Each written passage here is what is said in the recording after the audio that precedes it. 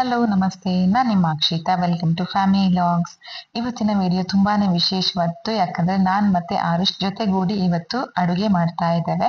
ನಮ್ಮ ಆರುಷ್ಗೆ ಅಡುಗೆ ಅಂದ್ರೆ ತುಂಬಾ ಇಷ್ಟ. ಚಿಕ್ಕ ವಯಸ್ಸಿಂದಲೂ ಅಡುಗೆ ಮನೆಯ ಸಾಮಾನೆಲ್ಲ ತಗೊಂಡ್ ಬಂದು ಅವನಾಗವನೇ ಅಡುಗೆ ಮಾಡ್ತಾನೆ. ಇವತ್ತು ಕೂಡ ಅದೇ ನಡೀತಾ ಇದೆ. ಕುಕ್ಕರ್ ಒಂದು ತಗೊಂಡ್ ಬಂದು ಅವನ ಹತ್ರ ಇರುವಂತಹ ಸೂಪರ್ ಹೀರೋಸ್ ಅನ್ನೆಲ್ಲ ಹಾಕಿ ಒಂದು ಸಾರು ಮಾಡ್ತಾ ಇದ್ದಾನೆ. ಆಕ್ಚುಲಿ ತುಂಬಾ ದಿನದಿಂದ ಅವ್ನು ಕೇಳ್ತಿದ್ದ ಏನಂದ್ರೆ ಒಂದಿನ ನಾವು ಜಾಮ್ ಮಾಡುವ ಅಂತ ಹೇಳಿ. ನಮ್ಮ ಆರುಷ್ ಇಲ್ಲಿವರೆಗೆ ಯಾವತ್ತೂ ಜಾಮ್ ಟೇಸ್ಟ್ ಮಾಡ್ಲಿಲ್ಲ. ಹೊರಗಡೆದಾಗಿರ್ಬಹುದು ಅಥವಾ ಮನೆಯಲ್ಲಿ ನಾನು ಕೂಡ ಯಾವತ್ತೂ ಪ್ರಿಪೇರ್ ಮಾಡಿ ಅವನಿಗೆ ಕೊಡ್ಲಿಲ್ಲ. ಈ ಬುಕ್ ತಂದ ದಿನದಿಂದ ಅವನು ಯಾವಾಗ್ಲೂ ಕೇಳ್ತಿದ್ದ ಅದೇನು, ಹೇಗಿರ್ತದೆ, ಹೇಗೆ ಮಾಡೋದು ಅಂತ ಹೇಳಿ ಒಂದಷ್ಟು ಕ್ವೆಶನ್ಸ್ ಯಾವಾಗ್ಲೂ ಕೇಳ್ತಿದ್ದ. ನಾನು ಒಂದಿನ ನಿನ್ಗೆ ಪ್ರಿಪೇರ್ ಮಾಡಿ ಕೊಡ್ತೇನೆ ಅಂತ ಹೇಳ್ತಿದ್ದೆ, ಬಟ್ ಅದು ಹಾಗೆ ಮುಂದೆ ಹೋಗ್ತಾ ಇತ್ತು. ಇವತ್ತದಕ್ಕೆ ಕಾಲ ಬಂದಿದೆ. ಸೊ ನಾನು ಅವನಿಗೆ ಹೇಳಿದೆ ನಾವಿವಾಗ ಜಾಮ್ ಮಾಡುವ ಅಂತ ಹೇಳಿ. ತುಂಬಾ ಖುಷಿ ಪಟ್ಟ. ಅದಾದ್ಮೇಲೆ ನಾವು ಸೀದಾ ಅಡುಗೆ ಮನೆಗೆ ಬಂದಿದ್ದೇವೆ. ನಾನ್ ಮತ್ತೆ ಆರುಷ್ ಇವತ್ತು ಜೊತೆಗೂಡಿ ಆಪಲ್ ಮತ್ತೆ ಬೀಟ್ರೂಟ್ ಹಾಕಿ ಜಾಮ್ ಮಾಡ್ತಾ ಇದ್ದಾವೆ. ಜಸ್ಟ್ ಆಪಲ್ ಕೂಡ ಯೂಸ್ ಮಾಡಿ ಸ್ವಲ್ಪ ಫುಡ್ ಕಲರ್ ಹಾಕಿ ಜಾಮ್ ಮಾಡಬಹುದು, ಬಟ್ ನನಗೆ ಫುಡ್ ಕಲರ್ ಎಲ್ಲ ಯೂಸ್ ಮಾಡೋದು ಅಷ್ಟೊಂದು ಇಷ್ಟ ಇಲ್ಲ. ಹಾಗಾಗಿ ಬೀಟ್ರೂಟ್ ಹಾಕ್ತಾ ಇದ್ದೇನೆ. ಅಥವಾ ಆಪಲ್ ಅನ್ನ ಹಾಗೆ ಕೂಡ ಮಾಡಬಹುದು, ಏನು ಕಲರ್ ಇಲ್ಲದೆ ನಾರ್ಮಲ್ ಕಲರ್ ಅಲ್ಲೇ ಮಾಡಬಹುದು. ಆದ್ರೆ ನಮ್ಮ ಆರುಷ್ ಅದನ್ನ ರೆಡ್ ಕಲರ್ ಅಲ್ಲಿ ತುಂಬಾ ನೋಡಿ ಅವನಿಗೆ ಆ ಕಲರ್ ಇದ್ರೆ ಚೆನ್ನಾಗಿರ್ತದೆ ಅಂತ ಅನ್ನಿಸಿರಬಹುದು ಅಂತ ಹೇಳಿ ನಾನೊಂದು ಬೀಟ್ರೂಟ್ ಕೂಡ ಹಾಕಿ ಜಾಮ್ ಮಾಡ್ಲಿಕ್ಕೆ ರೆಡಿ ಮಾಡ್ತಾ ಇದ್ದೇನೆ. ಆಕ್ಚುಲಿ ನಾವು ಮಕ್ಕಳ ಜೊತೆಗೆ ಅಡುಗೆ ಮಾಡೋದ್ರಿಂದ ತುಂಬಾ ಅಂದ್ರೆ ತುಂಬಾ ಉಪಯೋಗಗಳಿರ್ತವೆ. ವ್ಲಾಗ್ ಅನ್ನ ಕೊನೆವರೆಗೆ ನೋಡಿ. ರೆಸಿಪಿ ಹಾಗೆ ನಾನು ಇದರಲ್ಲಿರುವಂತಹ ಉಪಯೋಗಗಳನ್ನ ಪ್ಯಾರಲಲ್ ಆಗಿ ಹೇಳ್ತಾ ಹೋಗ್ತೇನೆ. ಮೊದಲಿಗೆ ನಾನು ಇಲ್ಲಿ ಆಪಲ್ ಮತ್ತೆ ಬೀಟ್ರೂಟ್ ಇದ್ದು ಸಿಪ್ಪೆ ತೆಗೆದು ಅದನ್ನಿನ್ನು ಬೇಯೋದಕ್ಕೆ ಇಡಬೇಕು. ಸ್ವಲ್ಪ ನೀರು ಹಾಕಿ ಕುಕ್ಕರ್ ಅಲ್ಲಿ ಬೇಯೋದಕ್ಕೆ ಇಡ್ತೇನೆ. ಅಲ್ಲಿವರೆಗೆ ನಾನು ಏನೆಲ್ಲ ಉಪಯೋಗ ಇದೆ ಮಕ್ಕಳ ಜೊತೆಗೆ ನಾವು ಅಡುಗೆ ಮಾಡೋದ್ರಿಂದ ಅಂತ ಹೇಳ್ತಾ ಹೋಗ್ತೇನೆ.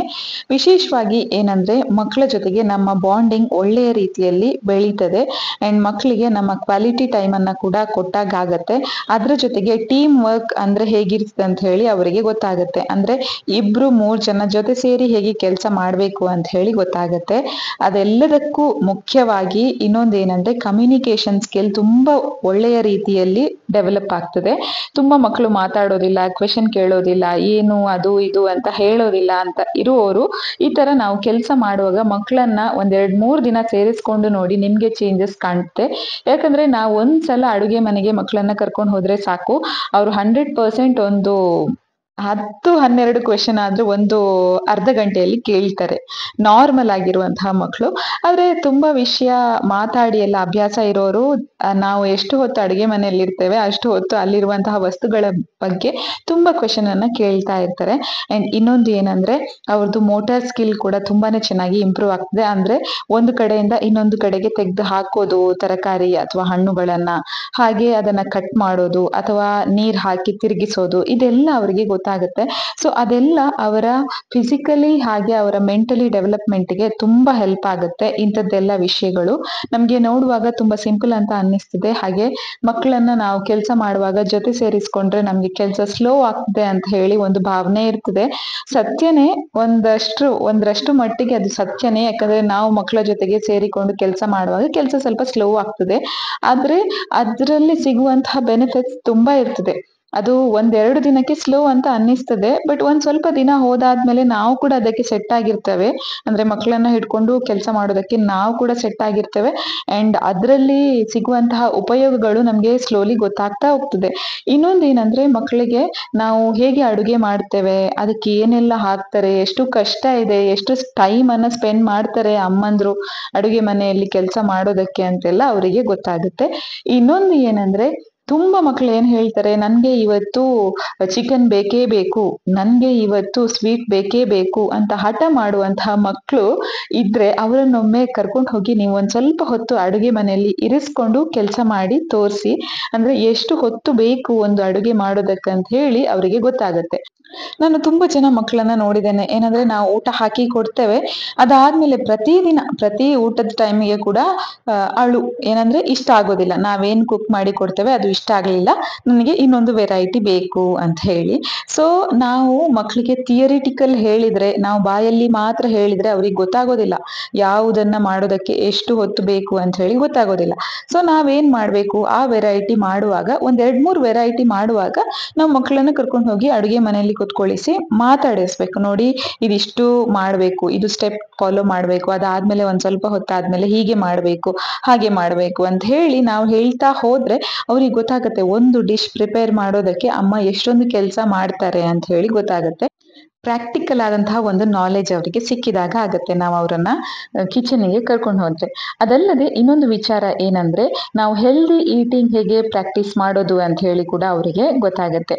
ಏನಂದ್ರೆ ನಾವು ಏನಾದ್ರೂ ಒಂದು ರೆಸಿಪಿ ಕುಕ್ ಮಾಡುವಾಗ ಅದಕ್ಕೆ ಏನಾದ್ರೂ ಒಂದು ಹೆಲ್ದಿ ಡಿಶ್ ಹೇಗೆ ಆಡ್ ಮಾಡ್ತಾರೆ ಅಮ್ಮ ಅಂತ ಹೇಳಿ. ಇವಾಗ ನಾನು ಅಲ್ಲೊಂದು ಪೀಸ್ ಚಕ್ಕೆ ಆಡ್ ಮಾಡಿದ್ದು, ಅದು ಆಪಲ್ ಮತ್ತೆ ಬೀಟ್ರೂಟ್ ಅನ್ನ ಬೇಯೋದಕ್ಕೆ ಇಡೋದಕ್ಕಿಂತ ಮೊದಲು ನಾನು ಅವನಿಗೆ ಅಲ್ಲಿ ಹೇಳ್ತಾ ಇದ್ದೆ, ಇದು ಏನಂದ್ರೆ ಹೆಲ್ತ್ ಕೂಡ ಒಳ್ಳೇದು, ಅದರದ್ದು ಏನ್ ಬೆನಿಫಿಟ್ಸ್ ಇದೆ, ಅದಲ್ಲದೆ ಅದರದ್ದೊಂದು ಏನು ಫ್ರೇಗ್ರೆನ್ಸ್ ಇರುತ್ತೆ, ಪರಿಮಳ ಬರ್ತದೆ, ಒಳ್ಳೆಯ ರೀತಿಯ ಪರಿಮಳ ಕೊಡ್ತದೆ. ಸೊ ಆ ರೀತಿಯಲ್ಲಿ ನಾನು ಅವನಿಗೆ ಎಕ್ಸ್ಪ್ಲೇನ್ ಮಾಡ್ತಾ ಇದ್ದೆ. ಸೊ ನೆಕ್ಸ್ಟ್ ದಿನ ಹೇಳಿದಾಗ ಮಕ್ಕಳಿಗೆ ಗೊತ್ತಾಗುತ್ತೆ, ಓಕೆ ಈ ಒಂದು ಚಕ್ಕೆ ಅಂತ ಇದೆ, ಇದು ಹೆಲ್ದಿ, ಅಮ್ಮ ಹೇಳಿದ್ದಾರೆ, ಆ ತರ ಎಲ್ಲ ನೆನಪಿರುತ್ತೆ ಅವರಿಗೆ. ಇನ್ನು ಕೆಲವು ಮಕ್ಳು ಏನ್ ಹೇಳ್ತಾರೆ, ಅನ್ನದ ಮಧ್ಯೆ ಬಿರಿಯಾನಿ ಮಧ್ಯೆ ಆ ತರ ಚಕ್ಕೆ ಏನಾದ್ರೂ ಸಿಕ್ಕಿದ್ರೆ, ಓಕೆ ನನ್ಗೆ ಇದು ಇಷ್ಟ ಇಲ್ಲ, ಇದು ನನ್ಗೆ ಬೇಡ, ಆ ತರ ಎಲ್ಲ ಹೇಳುವ ಮಕ್ಕಳಿದ್ರೆ ಅವರಿಗೆ ನಾವು ಅದನ್ನ ಹೇಗೆ ಯೂಸ್ ಮಾಡ್ತೇವೆ, ಯಾಕೆ ಯೂಸ್ ಮಾಡ್ತೇವೆ, ಅದೆಲ್ಲವನ್ನ ನಾವು ಅವರಿಗೆ ಎಕ್ಸ್ಪ್ಲೇನ್ ಮಾಡ್ಬೇಕು. ಆಗ ಮಾತ್ರ ಅವ್ರಿಗೆ ಗೊತ್ತಾಗೋದು. ಅಂಡ್ ನಾವೇನಾದ್ರೂ ಒಂದು ವಿಚಾರ ಹೇಳಿದಾಗ ಅದಕ್ಕೊಂದು 10-12 ಕ್ವೆಶನ್ಸ್ ಬಂದೇ ಬರುತ್ತೆ. ಅದು ಕೂಡ ಒಂದ್ 2-2.5 ವರ್ಷ ಆದ್ಮೇಲೆ ಮಕ್ಕಳು ತನ್ನಷ್ಟಕ್ಕೆ ಕ್ವೆಶನ್ಸ್ ಕೇಳೋದನ್ನ ಕಲ್ತಿರ್ತಾರೆ.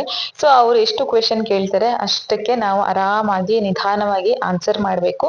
ಆವಾಗ ಅವ್ರದ್ದು ಕಾನ್ಫಿಡೆನ್ಸ್ ಕೂಡ ಇನ್ಕ್ರೀಸ್ ಆಗ್ತದೆ. ಅಂದ್ರೆ ನಾನು ಹೇಳಿದ ಪ್ರಶ್ನೆ ಕರೆಕ್ಟ್ ಆಗಿದೆ, ಅದಕ್ಕೇನೋ ಒಂದು ಅಮ್ಮ ಉತ್ತರ ಕೊಡ್ತಾರೆ ಅನ್ನುವಂತಹ ಒಂದು ಕಾನ್ಫಿಡೆನ್ಸ್ ಬರುತ್ತೆ.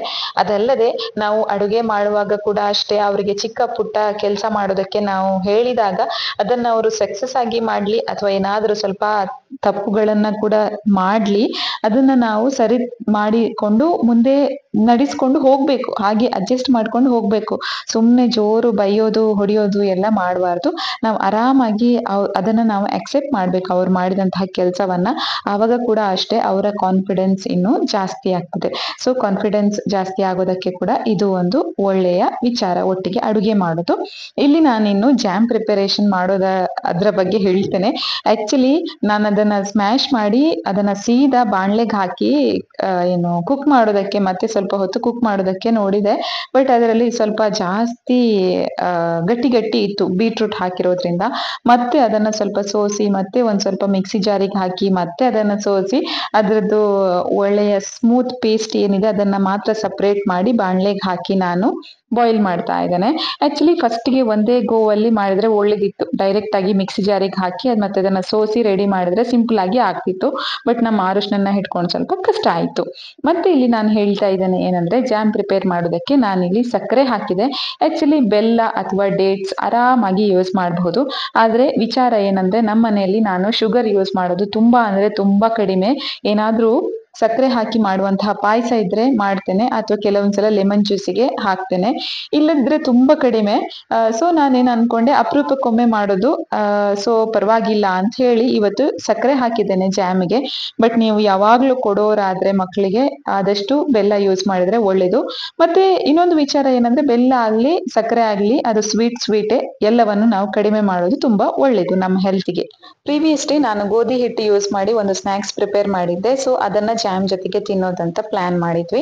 ಥಿಕ್ನೆಸ್ ಇಷ್ಟು ಚೆನ್ನಾಗಿ ಬಂದಿಲ್ಲ ಅಂದ್ರೆ ಬೇಕಾದ್ರೆ ಮನೆಯಲ್ಲಿ ಈ ಕಾರ್ನ್ ಫ್ಲೋರ್ ಎಲ್ಲ ಇರುತ್ತಲ್ವಾ, ಅದನ್ನ ಸ್ವಲ್ಪ ನೀರಲ್ಲಿ ಕಲಿಸ್ಕೊಂಡು ಹಾಕಿ ಒಂದ್ ಸ್ವಲ್ಪ ಹೊತ್ತು ಬಾಯ್ಲ್ ಮಾಡಿದ್ರೆ ಒಳ್ಳೇದಾಗ್ತದೆ. ಮತ್ತೆ ಇನ್ನೊಂದು ಏನಂದ್ರೆ, ಇದಕ್ಕೆ ಸ್ವಲ್ಪ ಲೆಮನ್ ಜ್ಯೂಸ್ ಕೂಡ ನಾನು ಹಾಕಿದ್ದೆ. ಅದನ್ನ ಹಾಕಿದ್ರಿಂದ ಫ್ಲೇವರ್ ಕೂಡ ತುಂಬಾನೇ ಚೆನ್ನಾಗಿ ಬಂದಿತ್ತು. ಕುಕಿಂಗ್ ಅನ್ನೋದು ನಮ್ಮ ಲೈಫ್ ಅಲ್ಲಿ ಇರ್ಬೇಕಾದಂತಹ ಒಂದು ಬೇಸಿಕ್ ಎಸೆನ್ಷಿಯಲ್ ಸ್ಕಿಲ್ ಅಲ್ವಾ. ಸೊ ಅದು ಕೂಡ ಇಂಪ್ರೂವ್ ಆದಾಗ ಆಗುತ್ತೆ. ಚಿಕ್ಕ ವಯಸ್ಸಲ್ಲಿ ನಾವು ಅಡುಗೆ ಮಾಡೋದನ್ನ ಮಕ್ಕಳಿಗೆ ಹೇಳಿಕೊಟ್ರೆ. ಇನ್ನೊಂದು ಮೇಜರ್ ಇನ್ಫಾರ್ಮೇಶನ್ ಏನಂದ್ರೆ, ಮಕ್ಕಳಿಗೆ ಹೆಲ್ದಿ ಆದಂತಹ ಫುಡ್ ಅನ್ನ ಹೇಗೆ ಪ್ರಿಪೇರ್ ಮಾಡೋದು ಅಂಡ್ ಹೆಲ್ದಿ ಆದಂತಹ ಈ ನ್ಯೂಟ್ರಿಷನ್ ರಿಚ್ ಫುಡ್ ಅನ್ನ ನಮ್ಮ ಡಯಟ್ ಅಲ್ಲಿ ಹೇಗೆ ಇನ್ಕ್ಲೂಡ್ ಮಾಡೋದು ಅನ್ನುವಂತಹ ಒಂದು ಐಡಿಯಾ ಬಂದಾಗ ಆಗುತ್ತೆ. ಯಾವ್ದು ಅನ್ಹೆಲ್ದಿ ಯಾವ್ದು ಹೆಲ್ದಿ ಅಂತ ಹೇಳಿ ಕೂಡ ನಾವು ಹೇಳಿಕೊಟ್ಟಾಗುತ್ತೆ. ನಾನು ಫಸ್ಟ್ ಟೈಮ್ ನಮ್ಮ ಆರುಷ್ಗೆ ಈ ಜಾಮ್ ಎಲ್ಲ ಟೇಸ್ಟ್ ಮಾಡಿಸ್ತಿರೋದು. ಏನಂದ್ರೆ ಅನ್ಹೆಲ್ದಿ ಆಗಿದ್ರು ನಾವು ಮನೆಯಲ್ಲೇ ಪ್ರಿಪೇರ್ ಮಾಡಿ ಸ್ವಲ್ಪ ಹೆಲ್ದಿಯಾಗಿ ಮಾಡ್ಲಿಕ್ಕೆ ಆಗತ್ತೆ ಕೆಲವೊಂದು ಡಿಶ್ ಅನ್ನ. ಅಥವಾ ಕೆಲವೊಂದು ಅನ್ಹೆಲ್ದಿ ಆಗಿದ್ರು ಹೊರಗಡೆಯ ಫುಡ್ ಆಗಿದ್ರು ಅಪರೂಪಕ್ಕೊಮ್ಮೆ ಟೇಸ್ಟ್ ಮಾಡಿಸ್ಬೇಕಾಗ್ತದೆ. ಇಲ್ಲದಿದ್ರೆ ಮಕ್ಕಳಿಗೆ ಅದು ಹೇಗಿರ್ತದೆ ಏನು ಅದು ಇದು ಅಂತ ಹೇಳಿ ಸ್ವಲ್ಪ ಕುತೂಹಲ ಕೂಡ ಜಾಸ್ತಿ ಆದ್ರೆ ಕೂಡ ಪ್ರಾಬ್ಲಮೇ ಆಗುತ್ತೆ. ಸೊ ನನ್ನ ಪೇರೆಂಟಿಂಗ್ ಇವಾಗ ಹೀಗೆ ಅಪ್ಡೇಟ್ ಆಗಿದೆ. ಏನಂದ್ರೆ ಅವ್ನ್ ಸ್ವಲ್ಪ ಬೆಳೆದಿದ್ದಾನೆ, ಅವನಿಗೆ ಗೊತ್ತಾಗುತ್ತೆ ಯಾವ್ದು ಹೆಲ್ದಿ ಯಾವ್ದು ಅನ್ಹೆಲ್ದಿ ಅಂತ ಅಂತ ಹೇಳಿ, ಅಂದ್ರೆ ನಾವು ಹೇಳಿದ್ರೆ ಅದನ್ನ ಅವನು ಅರ್ಥ ಮಾಡ್ಕೊಳ್ತಾನೆ. ಸೊ ಅದಕ್ಕೋಸ್ಕರ ಅದು ಅನ್ಹೆಲ್ದಿ ಆಗಿದ್ರು ಪರವಾಗಿಲ್ಲ, ನಾನು ಏನ್ ಹೇಳ್ತೇನಂದ್ರೆ ನನ್ನಿಂದ ಹೊರಗಡೆಯ ಫುಡ್ ಅನ್ನ ತೆಗೆದು ಕೊಡೋದಕ್ಕೆ ಸಾಧ್ಯ ಆದ್ರೆ ಕೆಲವೊಂದ್ಸಲ ಏನಾದ್ರೂ ಒಂದು ಟೇಸ್ಟ್ಗೆ ಅಂತ ಹೇಳಿ ತೆಗೆದು ಕೊಡ್ತೇನೆ. ಇಲ್ಲದ್ರೆ ನಾನು ಹೇಳ್ತೇನೆ ಏನಂದ್ರೆ ನಾನೇ ಮನೆಯಲ್ಲಿ ನಿನ್ಗೆ ಅದನ್ನ ಸ್ವಲ್ಪ ಹೆಲ್ದಿ ಫಾರ್ಮ್ ಅಲ್ಲಿ ಮಾಡಿ ಕೊಡ್ತೇನೆ ಅಂತ ಎಲ್ಲ ಹೇಳ್ತೇನೆ. ಸೊ ಅದನ್ನ ಅಕ್ಸೆಪ್ಟ್ ಮಾಡ್ತಾನೆ. ಇನ್ನು ಬೆಳೀತಾ ಹೋದಾಗೆ ನಮ್ಗೆ 100% ಎಲ್ಲ ವಿಚಾರದಲ್ಲೂ ಕಂಟ್ರೋಲ್ ಮಾಡೋದಕ್ಕಾಗೋದಿಲ್ಲ ಮಕ್ಕಳನ್ನ. ಸ್ಕೂಲಿಗೆ ಹೋದ್ಮೇಲೆ 100 ಬಗೆಯ ಮಕ್ಕಳನ್ನ ನೋಡಿ ಅವರು 1000 ರೀತಿಯ ವಿಷಯಗಳನ್ನ ಕಲಿತಾರೆ. ಸೊ ಅಲ್ಲಿವರೆಗೆ ಸೇಫ್ ಆಗಿ ಹೆಲ್ದಿ ಆದಂತಹ ಫುಡ್ ಕೊಡೋದು ಪೇರೆಂಟ್ಸ್ ಆಗಿ ನಮ್ಮದೊಂದು ಕರ್ತವ್ಯ ಆಗಿರ್ತದೆ. ನಮ್ಮಿಂದ ಸಾಧ್ಯ ಆಗುವಷ್ಟು ಹೆಲ್ತ್ ಅನ್ನ ಜಾಗೃತೆಯಾಗಿ ಕಾಪಾಡಿಕೊಳ್ಳೋದು ನಮ್ಮ ಕರ್ತವ್ಯ ಆಗಿರ್ತದೆ. ಮಕ್ಕಳು ಚಿಕ್ಕವರಿರುವಾಗ ಮಕ್ಕಳ ಹೆಲ್ತ್ ಅನ್ನ ಕೂಡ ನಾವೇ ಜಾಸ್ತಿ ಜಾಗೃತೆಯಾಗಿ ನೋಡ್ಕೊಳ್ಬೇಕಾಗ್ತದೆ. ಸೊ ಇಷ್ಟೇ ಈ ಒಂದು ವ್ಲಾಗ್ ಅನ್ನ ಇಲ್ಲಿಗೆ ಎಂಡ್ ಮಾಡ್ತಾ ಇದ್ದೇನೆ. ನೆಕ್ಸ್ಟ್ ವಿಡಿಯೋದಲ್ಲಿ ಸಿಗ್ತೀನಿ. ಅಲ್ಲಿವರೆಗೆ ಬೈ ಬೈ, ಟೇಕ್ ಕೇರ್.